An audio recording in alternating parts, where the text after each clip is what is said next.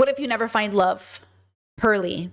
Is this an impossible conversation? Yeah, probably. Because love, love, love. We ache for it. We'll give anything Oh, I love this sweater. for it. Yes, you. And me, sometimes, I guess. But we're going to have this conversation today. Okay? Bye! Hiya. I just wanted to ask you, what if you never find love?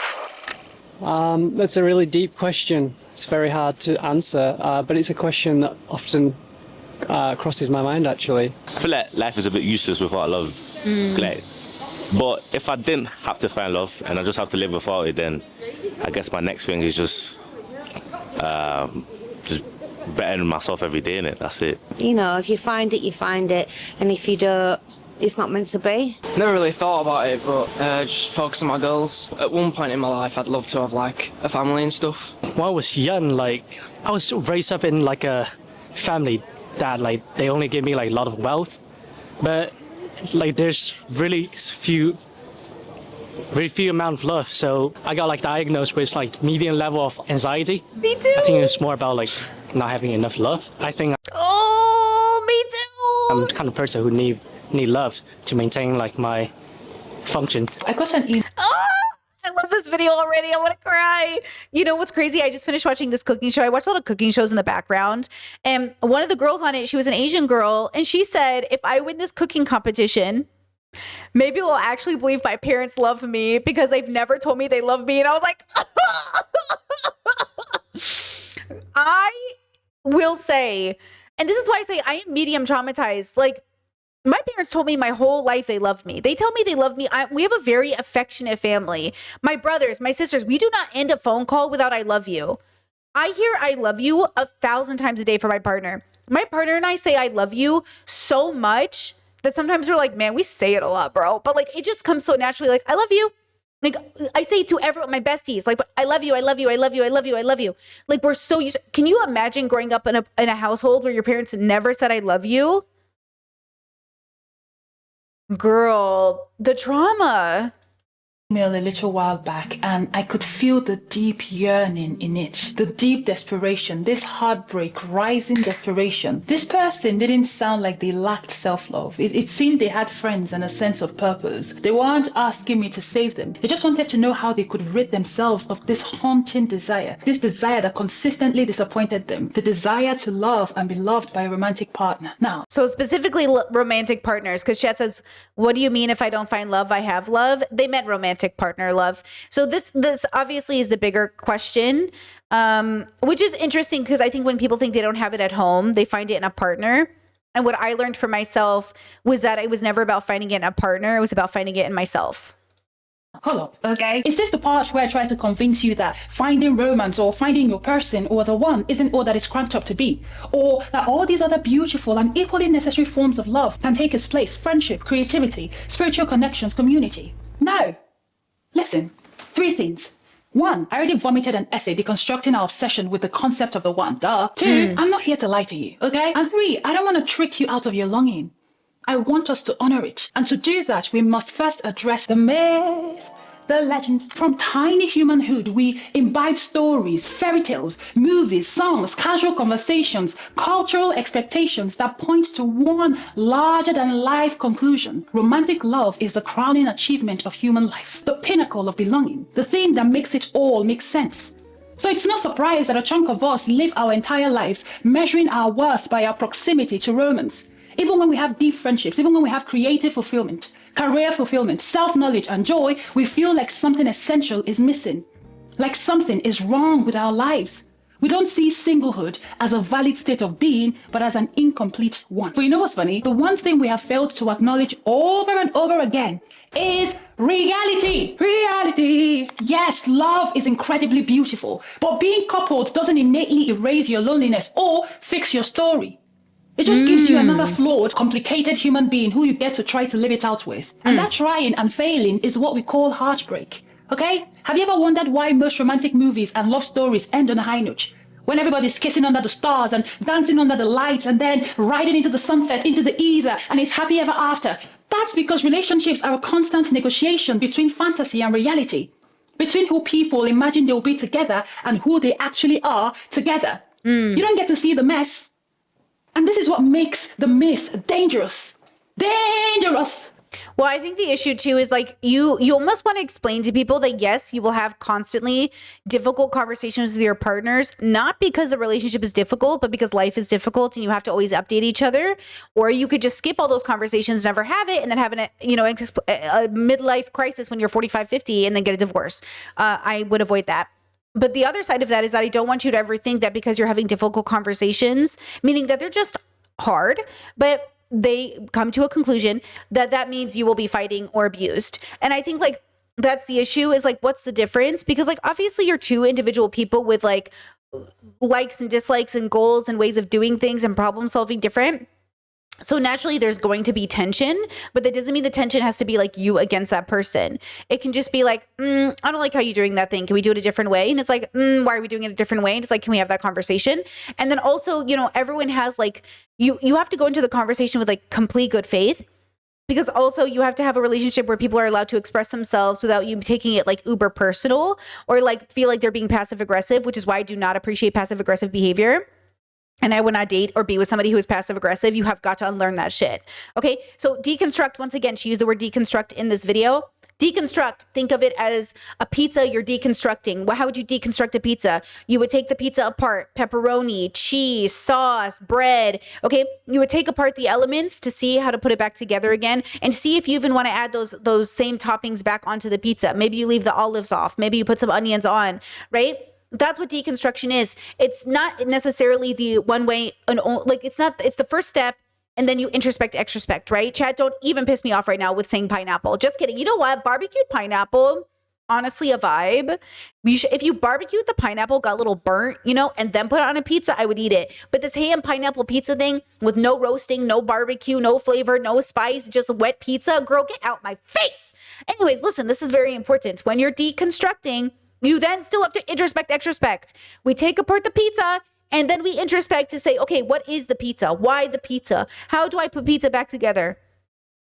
People think like, oh, I deconstruct the pizza, I'm done. No, now you just left the pizza. Now you just left pizza all over my house. Okay, or at least the ingredients for pizza, right? Okay. Okay. And most of us aren't searching for love. We are looking for a specific story about it. Pearl, shut up! Shut your... I love the idea that it's a story. That's why I always say, like, who are you in the story? Who are you romantically in the story? Who are you job-wise in the story? Like, who are you in the story? I know what I want. I want real love, okay? I'm on your side. If you want a relationship, if you want a romantic relationship, pretending you don't want it is not going to help you.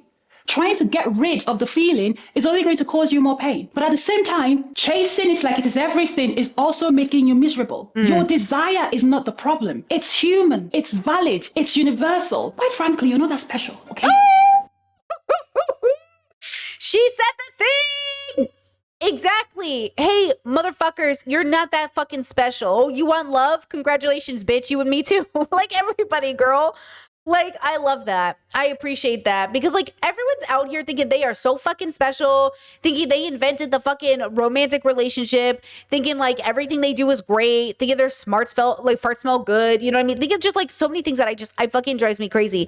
It's like men discovering like, I don't know, empathy and being like, have you guys heard about this thing? It's like, yeah, bro, we've heard about this thing. Or like people write a book and they're like, this is the best book ever. I don't know, dude. It's just a book, but thank you. I'm glad it like impacted me positively.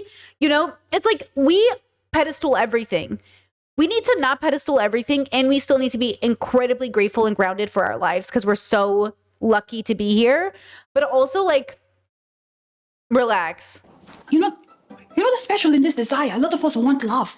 It shouldn't have to haunt you. It shouldn't have to take over your entire existence. It shouldn't torment you. I think I found out why, though. Trust me, bro. Now, the answer lies in your management plan. Okay? Think of it this way. Let's say you were suddenly diagnosed with a chronic condition.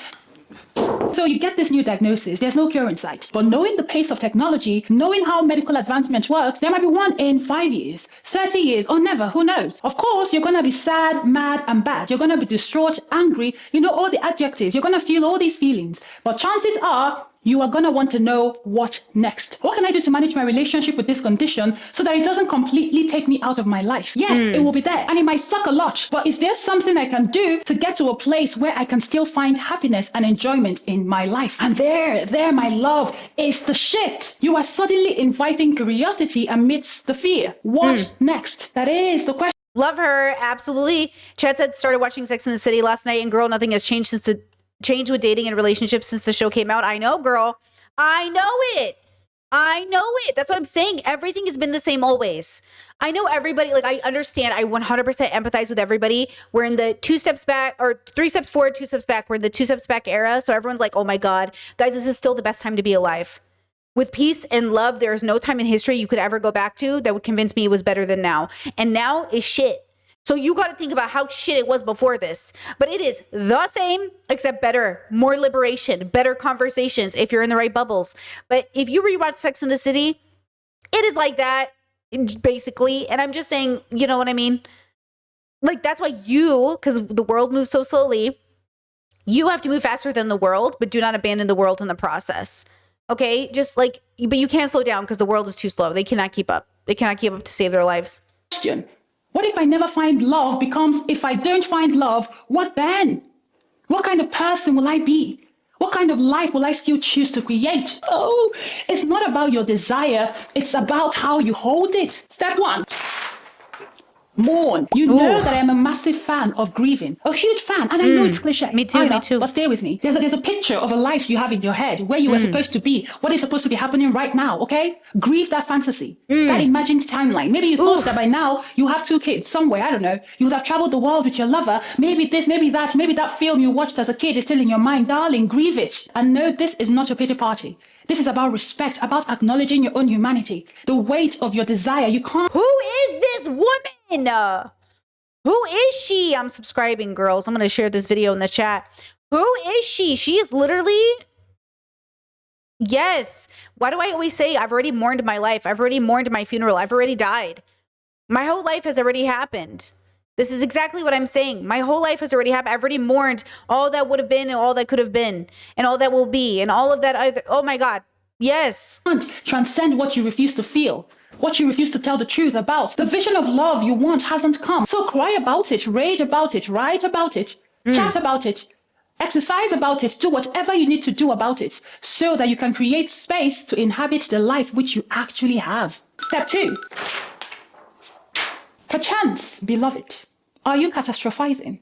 Listen, what if I never find love? What if no one ever loves me? What if no one ever finds me the way I find them, looks at me the way I look at them? What if I never find the right person? Are these really questions about love itself? Or is it just a cover for your fear of being unseen, unheld, unimportant, unchosen? Because, my dear, my darling, to tell you the truth though, you're just single now. I don't know how that suddenly leads to I will die alone. You don't know that. Like, it's not a proportionate reaction. It's not a proportionate conclusion. Life is dynamic.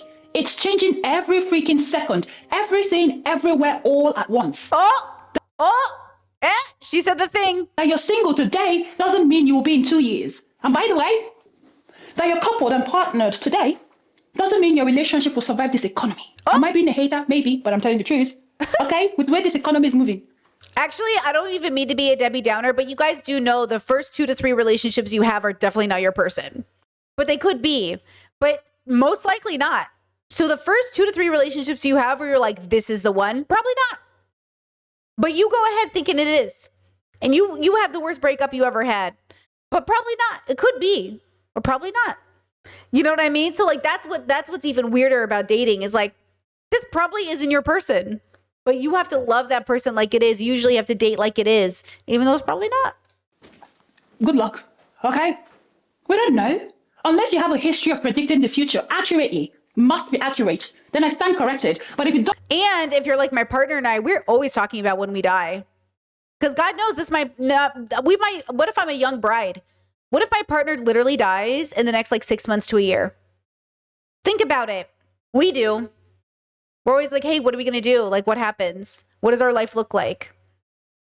Because I know the rest of the world is like, not even thinking about that. Oh, girl, we're planning. We're ready. Just in case. Shit happens. Car accidents happen. You know, what if we both have cancer? We don't know. You just never know. don't know what will happen tomorrow to the T. I don't want to hear it. We really don't be knowing, bruh. So when your brain or your mind begins to catastrophize, then you must ask the question, when I say love, what do I really mean? Is it, what if I never found safety? What if no one ever witnesses me? What if I never get validation? Sometimes what we actually crave is not a person. It's a feeling of being met, being known, being seen, being understood. Our minds attach this longing. Our minds attach the solution to the concept of the one. Of course, understanding this is not going to erase your desire for partnership. I know, but it might just help you identify the areas of your life where you need healing in. Because there's so many ways to be met, validated, seen, held. If you're losing sleep and waking up in panic, that you won't find love. There's an imbalance. Step 3. Exactly. I just everything she's saying, facts. Like everything she's saying, I agree with. Like when we look at where this anger is coming from, where this desperate is coming from, where this fear is coming from, it's coming from somewhere. Good news, everything has a why. Are you willing to really understand what the why is? The game plan. This is what we make the plan. And plans are personal. Sometimes love as we wish. Pause. Plans are personal. Plans are personal. Love her. It just doesn't happen. You know why? Because it's not an entitlement. It's not a reward. It's not proof of anything.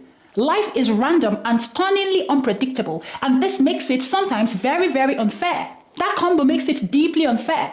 It's not uncommon to see the worst of the worst kind. And yes, you just thought about somebody, okay? I'm not alone in this. We know there's some people we look at and we're like, how? Always in relationships. That is all the proof you need to know that you don't have to be healed enough to be in a relationship. You don't have to be that great of a person to be in a relationship. It's a numbers game. It's a luck game, random game, cities game, where you live game, values game. Did you go out on that day game? It really can be so random sometimes. So what are you going to do going forward? Beyond the waiting, what is your plan B? Like, in what ways can you participate more in life? What art could you make? What pleasures could you explore? What senses are yet to awaken within you? What trips haven't you taken? What friendships could you deepen? What career could you build, baby? What other forms of family and community could you explore, pursue? What parts of your city haven't you explored? Yes, there are endless possibilities for plan Bs and Cs and Ds and E's and F's and G's and H's and I's and J's, yes, J's and K's. Who says A always has to be the best? Who says it? A is just a plan. If it fails, go to B. You know, we hear this all the time. People say things like, oh, I found love when I stopped searching. I just wasn't looking and love found me. I think what they're really trying to say, what they really mean is, I found love when I started living. And no. I found love when I started living, 100%. The only place in my life I ever needed a plan A without a plan B was work. Everything else, whatever happened, happened. Whatever happened, happened. Like, whatever happened.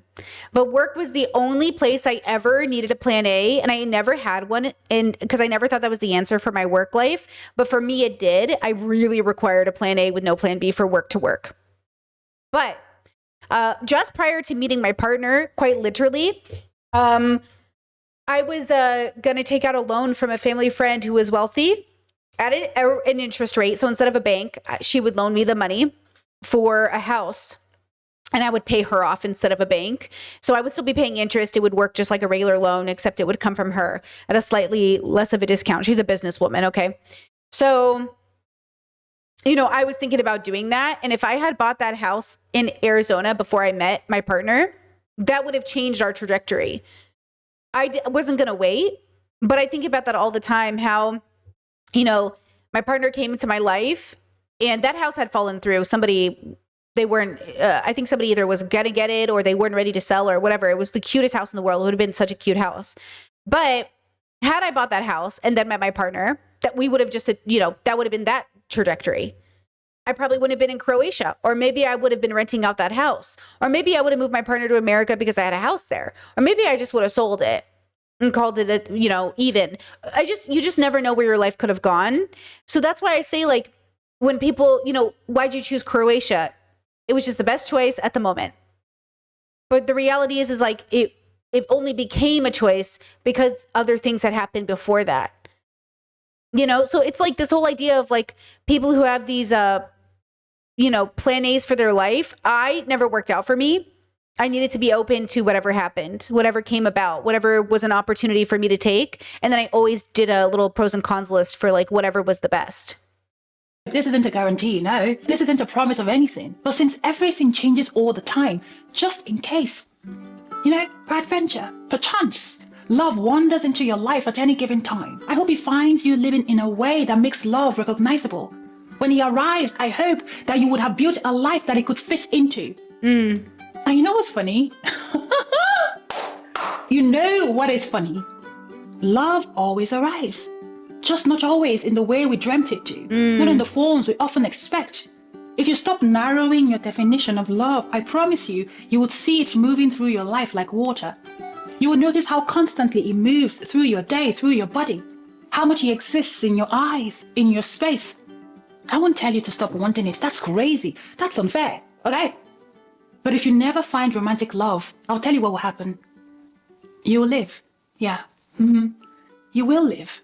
You'll build a life so textured, so full of meaning, that it becomes your own great love story. Darling, at the end of the day, love is something you are. I hope you never forget. I think that sometimes we put a lot of pressure on ourselves to find the one, find a relationship that's going to magically make us this whole person. And we need to kind of think bigger than that. I'm a big believer that there's no single person in your life that completes who you are as a person. And sometimes as well, people expect that you're going to find love by 20, or if you've not found love by 30, you're suddenly this misfit that's never going to find anything. And I think we need to strip all that back. That actually, I've met people who are in their 50s and 60s, like my wonderful mum, who met the person that she's truly in love with and her fiance over 50. And she always thought she'd be a single mum and never find anyone. So I really think that there's no pressure. We're not pints of milk. We're not going to expire. It's not a question of time, that's all. Keep looking, you'll find love. It's impossible not to find love because we are literally love, and I don't feel like it should be put into one particular thing. Like, people like to put love like with men or like with relationships, and I genuinely don't believe that. It's like I go through life like now without love from a man, but I'm satisfied because I know I have the love from my family and my sisters, and that's what just keeps me going. And you find love with your friendship, your female friendships, platonic friendships. Love is everywhere. You just have to know that it comes from you. I think if you don't find love, you should turn the love in your heart to the world outside and the things that you do. Because I found love through fostering dogs. So my dog really loves me and I love him. It might be a different type of love, but it's still love. It's up to you if you don't want to be seen. Yeah, super cute. I really like that video. The comment on the video, it says, "This video did not find me. This video tracked my ass down with us like a sniper from the roofs above and shot me point blank in the head." Damn. Yeah. I think that's the point of working on yourself and introspecting and extrospecting, is you're daring to know yourself so intimately as to fit perfectly within the universe and know where you belong, and then everything falls into place. You know, I think it just does. Like, you know, you never know how it's going to show up or how people are going to come into your life, but people come into your life. And then it's always a mystery of like, what will happen then? Like, I always wonder why I meet people every day and some people become closer and some people don't. Some people become lovers and some people don't. Some people you marry and some people you don't. Because obviously I meet great people all of the time. But why don't all of these great people become great friends? Why don't all of these great people become great lovers? Why don't all these great people become our spouses? Because everyone's here to play a different role, you know? And I think sometimes we're just like too consumed with like fulfilling like this storyline. I like to think of my life like, what's that video game I played for 2 seconds before I got bored? Skyrim, where like there's a main quest, but there's all these like side quests. I'm a side quest girly. You know, or in some cases you do the main quest and then all you do is side quests for the rest of your life. I think I was doing side quests all of my life, and that built my ability to handle the main quest. And now that I've done my main quest, I'm on like a trajectory of like the longevity of my life as like the wholeness between both main and side. And so now my life is not a matter of either or, it's both at the same time.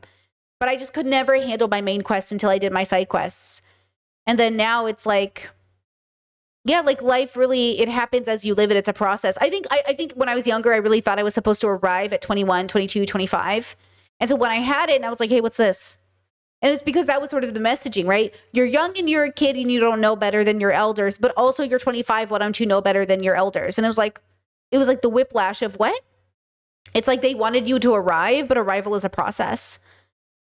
And so you never stop, hopefully you're never actually, there's not an end to that process. Yeah, I liked her vibe. I liked the art piece of it all, right? Okay, any thoughts on that? Let's see, I'm gonna scroll up from chat. We can't put a timeline on our journey with joy and love. Let it form organically and it will grow in ways you never imagined. True, agree. Chat says humans will feel all the emotions. We just prefer them to be sparked by specific things. True. I found this out yesterday and it gave me a wake up call. Love that. Chat says, why don't you marry them all? Question mark. Why don't we? Indeed. Big poly family. I'm just going to marry everyone. You get a marriage. Chat says 28 and I feel stunted a bit. Hey, that's fine too. I felt so stunted at 28. I felt so fucking lost at 28. That's okay. Just keep moving forward. But yeah, 28 was probably the worst. It was the worst. It was horrible. It was just like, I never want to go back to what my life was like at 28, 29. And even honestly, just the beginning of 30. It was, girl, I'm so glad I'm past that. 30th year was my life-changing year, but it was like 30 and a half. Like I was 6 months into 30 when it really got good, So just keep that in mind. But 28 was crazy. 28's crazy because you're not, not a girl, not yet a woman. You're like grown, but you're not grown. And it's all very confusing. And even at 36, I'm not grown like my parents, but I'm much more grown than I was at 28, And this is how I know. Sometimes I watch those dating shows and the girls are like, I'm 27, 28. And I'm like, I can tell. You look like kids. These 28-year-olds look like literal children to me. I go back and watch my old YouTube videos that are privated now of when I was 28, and I feel like she's literally a child. What is she doing? She's literally a child, Chad says, thanks for that, because I'm like, why is this so hard? I think it's, that's why I say like 30s is so interesting. First, if you're on that trajectory, not everyone gets it, but if you're on the trajectory where your 20s are really, really hard, then there's a really good chance your 30s are about to get really, really good. And your 40s are going to be even better. But I think like if you're really pushing and deconstructing and going through it, then the 20s is where you get, not that you want to, but I think like this is how you avoid a midlife crisis. Is you kind of have a midlife crisis in your 20s. I had a lot of midlife crises in my 20s. And I really think it's going to help me not have one in my 40s and 50s because I just feel so good. As I move closer to my 40s, I just feel so good, and I'm really excited. And I just feel so grateful for 28-year-old Brittany because she did so much work to get me here. And I'm so grateful for her, She says, how do you define grown? Is it because you don't have children and a mortgage? I have a feeling we always feel like the little kids on the inside. No, I think of grown as like levels of responsibility to the people around you. So as an example, I still call the adults in my life to help me with paperwork. When I'm the adult, people call to help them with paperwork and I don't have to call another adult. Obviously we always need other people, but I'm not like, I can't do it. I don't feel like I'm playing that role. Also, people don't treat me that way. Guys, people treat me like a kid. Kids treat me like an adult, but adults treat me like a kid. I'm not peers with people in their 50s and 60s, which it's sometimes an age thing and not an age thing. I remember one time, because I've had some older friends over the years, and I remember one time, one of my older friends was like, oh, would I get along with your parents? And I'm like, oh, they're not going to see you as a peer. And he was like, why not? And I was like, because you hang out with their daughter, who's a kid. And he's like, you're not a kid. I was like, to my parents, I'm a kid.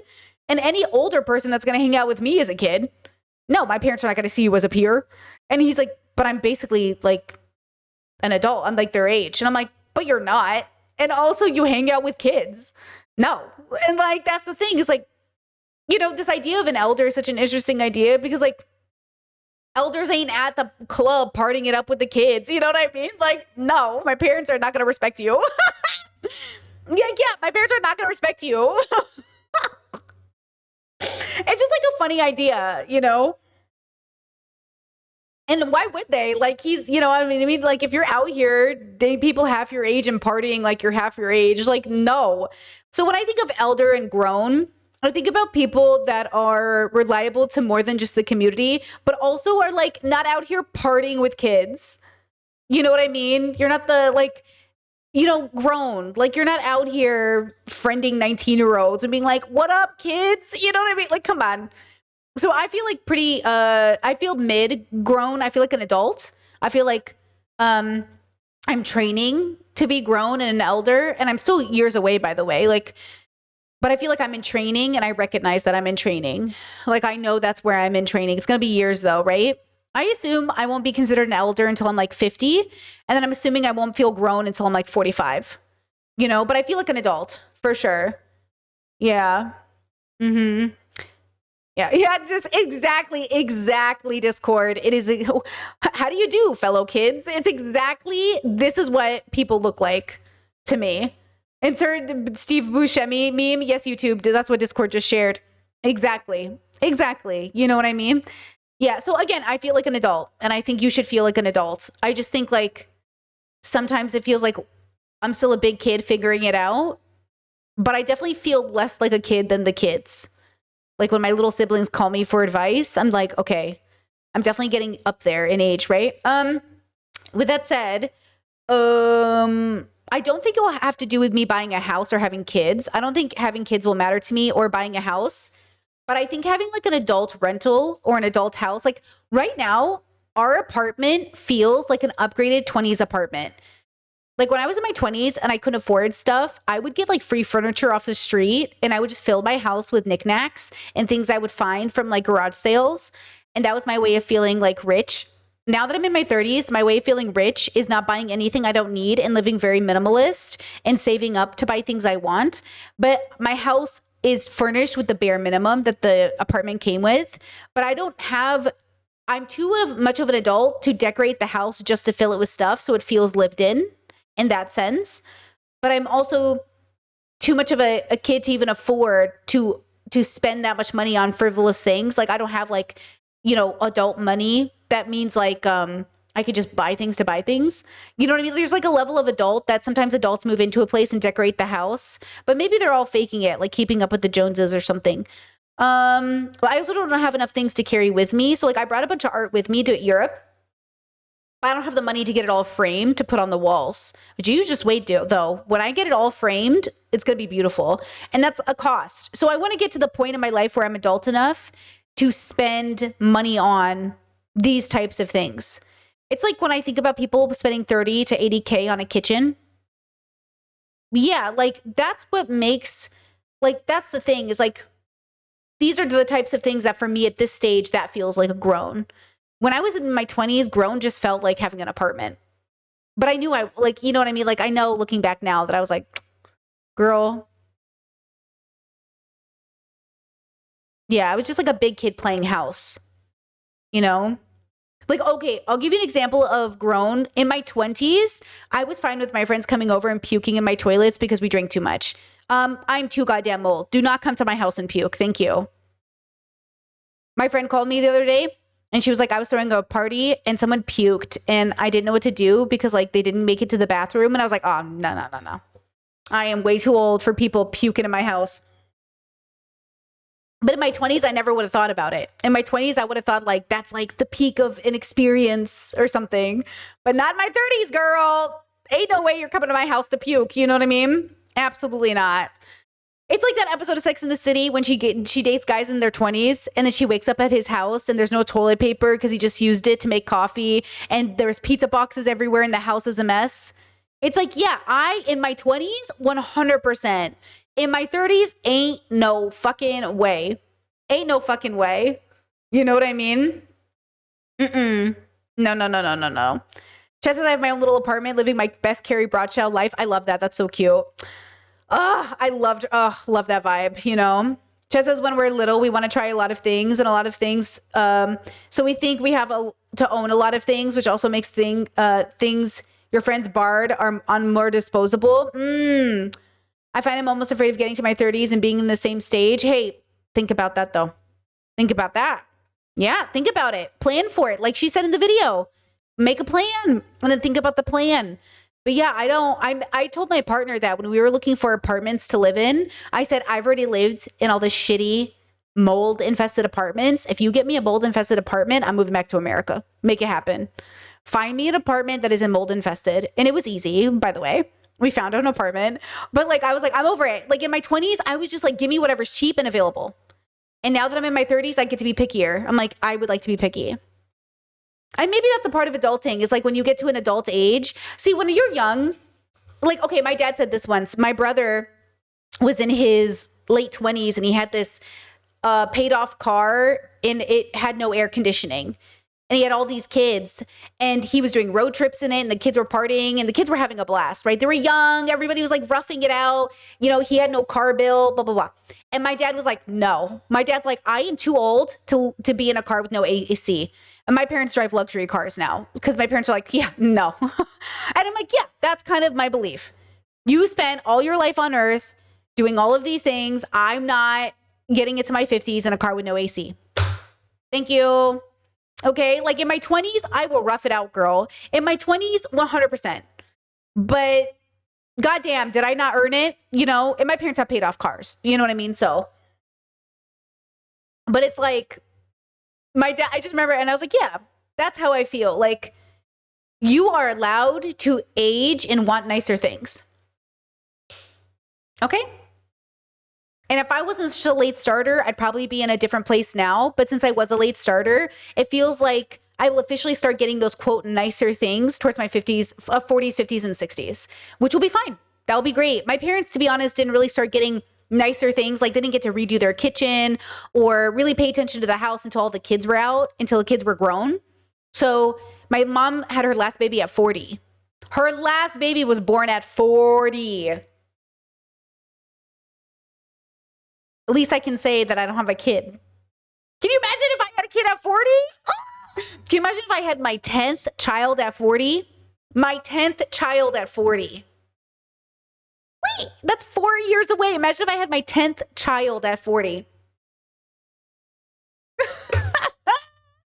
True. Chad says Carrie Bradshaw isn't grown though. She spends all her money on shoes. True. True. Our girl is not grown. Actually, that's my favorite episode when she realized she's going to lose her apartment because she spent all her money on shoes. And then Samantha and Miranda have like a savings. And she goes, oh my God, do you guys have, like, do you make money? And they're like, yeah. And I was like, yeah, Carrie, lock in. Carrie is so what a silly fantasy Carrie is. And Big is literally playing like a Trump-like character, right? In the show, they say, oh, he's the next Trump in like the first episode, even though Trump has his like little debut in the show. Anyways, he's worth so much money. That's why they can have all these things. That's also the part of the myth of these shows, though. Carrie could never have afforded that apartment on her salary. Okay? But that was the myth. But I actually like that they made her bad with money because it made it more realistic for how she could have all those things. Because in all of my life, I have never been able to afford anything that Carrie's ever had. My favorite Carrie outfit is the one where it's the dress shirt that looks like a newspaper. Anyways, it's like thousands of dollars. I would never have bought that. It wouldn't have looked good on me. But the point is that anything you see Carrie in, she is not realistic. The most realistic character in that show is probably like a Samantha Miranda. Even Charlotte isn't that realistic. Charlotte is so not realistic because when she married Trey and then they got divorced, he gave her the apartment. Realistically, like that also isn't very realistic, and an engagement ring worth so much money. So like, realistically, the only two characters you should ever even consider basing your life off is Miranda and Samantha, and everybody knows Miranda made the wrong choice with Steve.